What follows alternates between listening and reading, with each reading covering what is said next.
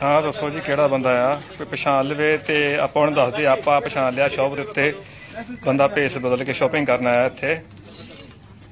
ये जी यूके दे prime minister साहब इत्थे मैं शॉपिंग करन आया सीगा ते इत्थे यूके दे प्राइम मिनिस्टर आ इत्थे आए सीगे किसी नूं कोई पता नहीं कुछ नहीं पता। ये जी Boris Johnson prime minister of UK PM ये जी इत्थे आ देखो शॉपिंग कर रहे हैं ते आपां इन्हां दे पिछे आ देखो जी शॉपिंग कर रहे ते निकलण लगे बाहर ते लोकां नूं पता नहीं गा ये पाकिस्तानी दी शॉप है इत्थे उत्थे शॉपिंग कर रहे सीगे। देखो टोपी लई है प्रॉपर किसी नूं कोई पता नहीं है जी एक दो बंदे नूं पता लग गया।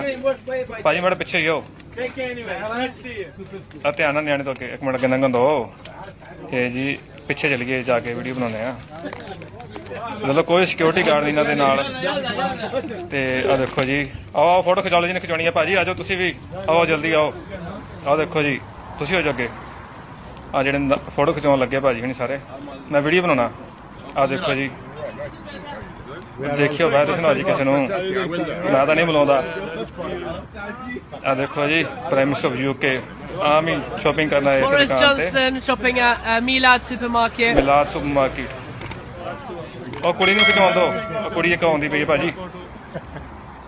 देखो प्राइम मिनिस्टर ऑफ यूके आवे है मोदी इदा बाहर निकल के कोरोना वायरस दे विच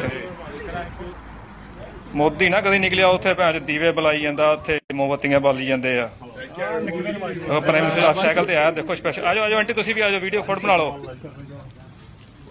आ देखो जी साइकिल ते आया प्राइम मिनिस्टर यूके करो वध तो वध शेयर आपां लाडी सकू जीरा। ये जी साइकिल ते देखो वो खोलिया लॉक कोई गड्डी नहीं कोई सिक्योरिटी नहीं इनू कहंदे आ जी सलूट इस बंदे नूं। देखो साइकिल ते आया कोई गड्डी नहीं हैगी कोई सिक्योरिटी नहीं और नाल दो कुड़ियां नूं नहीं पता लगा कौन है।